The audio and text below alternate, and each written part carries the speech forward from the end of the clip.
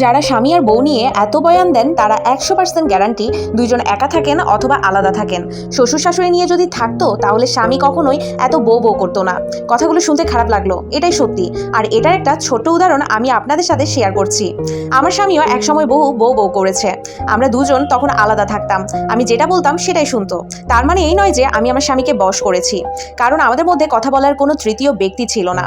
এর কিছুদিন পর তার বাড়ির লোক এসে যখনই আমাদের সাথে থাকা শুরু করলো তখন আমার জন্য তার মনের দয়ামায়া সব হারিয়ে গেল। একটা ঘটনা বলি, আমি ভীষণ অসুস্থ ছিলাম। একটু হাঁটাচলা করলে কিংবা ভারী কাজ করলে অথবা আগুনের সামনে গিয়ে রান্নাবান্না করতে যেতাম তখনই আমার প্রচুর শ্বাসকষ্ট হতো, মাঝে মাঝে অজ্ঞান হয়ে যেতাম। তাছাড়া এর সাথে আমার কোমরের ব্যথাও ছিল। কোমরের ব্যথা এত তীব্র ছিল যে আমি দাঁড়িয়ে রান্নাবান্না করতে পারতাম না, হাঁটাচলাও ঠিকমতো করতে পারতাম না। আজ প্রায় 26 দিন ধরে আমি অসুস্থ। ঠিক এই সময় আমি বিছানা ছেড়ে উঠতে পারতাম না। আমার স্বামী আমাকে অনেক যত্ন করতো, অনেক খেয়াল রাখতো, আমাকে ঠিকমতো রান্নাও করতে দিত না। সব কাজ প্রায় সে নিজের হাতেই করতো। তবে আমিও বসে থাকার মানুষ না।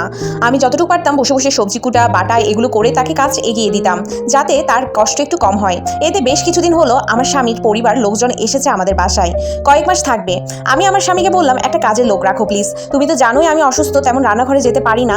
তাদের সামনে তুমি রান্না করলে খারাপ দেখায়। কয়টা মাসের ব্যাপারই তো, প্লিজ তুমি একটা কাজের বুয়া রাখো। এ কথা বলার সময় আমার শাশুড়ি পেছন থেকে সব শুনে ফেললো। তখন তার ছেলেকে ডেকে নিয়ে গিয়ে বলে, থাক বাবা, আমরা বেশি দিন থাকবো না, আমরা 2-1 দিন পরেই ব্যাগ গুছিয়ে চলে যাবো। তোর বউয়ের যখন এত সমস্যা, আসলে যখন কাজের বুয়া লাগছে 2-3টা মানুষের রান্না বান্না করার জন্য, তাহলে তোদের আর কষ্ট কেন দিব রে বাবা।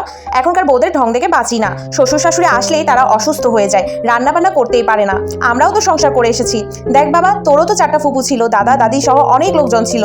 তাদের কি আমি রান্না বান্না করে খাওয়াইনি? তারা আসলে কি আমি কখনো কাজের বাহানা দিয়েছি? এই কথাগুলো শুনিয়ে আমার শাশুড়ি সেখান থেকে মুখ ভার করে চলে গেলেন। তখন আমার স্বামী আমাকে বলা শুরু করলো, দেখো সুমি, কয়েকটা মাসেরই তো, প্লিজ এখন আর তোমার কোনো কাজের লোক লাগবে না। আর এখন আমার কাছে বেশি টাকা পয়সাও নেই। এখন আমার কাছে এটা পুরোই একটা লস প্রজেক্ট মনে হচ্ছে। তুমিও তো এখন থেকে একটু কাজকর্ম করতে পারো, একা একা একটু চেষ্টা করো, চেষ্টা করলেই পারবে। ডাক্তার তো কত কিছুই বলে, তাই বলে কি সব মানতে হবে? একটু রান্না বান্না করো, ঘর পরিষ্কার করো, কাপড় চোপড় ধো, ব্যাস এটাই তো, বেশি কিছু না। আমার তো ভাবতেই অবাক লাগে, আমার এই স্বামী যখন আমরা একা থাকতাম তখন আমাকে কাজ করতে দিতে চাইতো না, চিন্তা করতো আমার বউ অসুস্থ হবে। আর এখন সেই স্বামী নিজের পরিবারের আশায় নিজের বউয়ের অসুস্থতার কথা একদমই মনে নাই। সে চায় আমি এই শরীর নিয়ে রান্না বান্না করে সব কাজ করি। বাহ, তাহলে তো তার টাকাটাও বেঁচে যাবে। তবে যতটুকু টাকা দিয়েছে সৃষ্টিকর্তা আমার জন্য সারা বছর একটা কাজের মেয়ে রেখেও, এতে করে তার কোনো প্রবলেমই হতো না। কিন্তু পরিবারের কথা সে এমন একটা ভাব দেখাচ্ছে, তার একটা কাজের বুয়া রাখলে অনেক টাকা লস হয়ে যাবে। আসলে সে এখন আর মন থেকে চায় না। আমার একটা ননদ আছে, সে বিয়ের উপযুক্ত, এখনো বিয়ে হয়নি, তবে সে যখন বাথরুমে গোসল করে বের হয় তার নোংরা জামা কাপড় ওখানেই ফেলে আসে, আর পরবর্তীতে সেগুলো আমাকেই পরিষ্কার করে দিতে হয়। আমার শাশুড়িও তেমন, প্রতিদিনই এই 4-5 জনের জন্য সকালে ঘুম থেকে উঠে আমার থেকে 15 থেকে 20টা রুটি বানানো লাগে। কেউ রুটি খাবে, আবার কেউ পরোটা, কেউ পরোটার সাথে আবার দুধ চা, আবার কেউ লাল চা, আবার কেউ বা আলু ভাজি, এরকম করে আমার সকালটা পার হয়। আবার দুপুরে সেই রান্না বান্না। এখন আপনারাই বলতে পারেন, সংসারে বউ হয়েছেন, কাজ কি করবেন না? অবশ্যই আমি করব, এটা আমার দায়িত্বের ভেতরে পড়ে। কিন্তু আমি এত অসুস্থ নিয়ে তো পারবো না।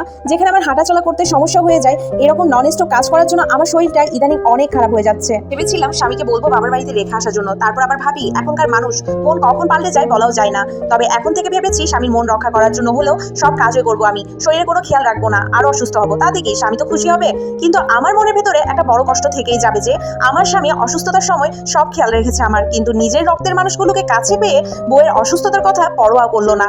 তবে একটা পুরুষ যখন তার পরিবারের সবাইকে পেয়ে যায়, তার পরিবারটাই তখন তার কাছে সবচাইতে বেশি প্রাধান্য পায়।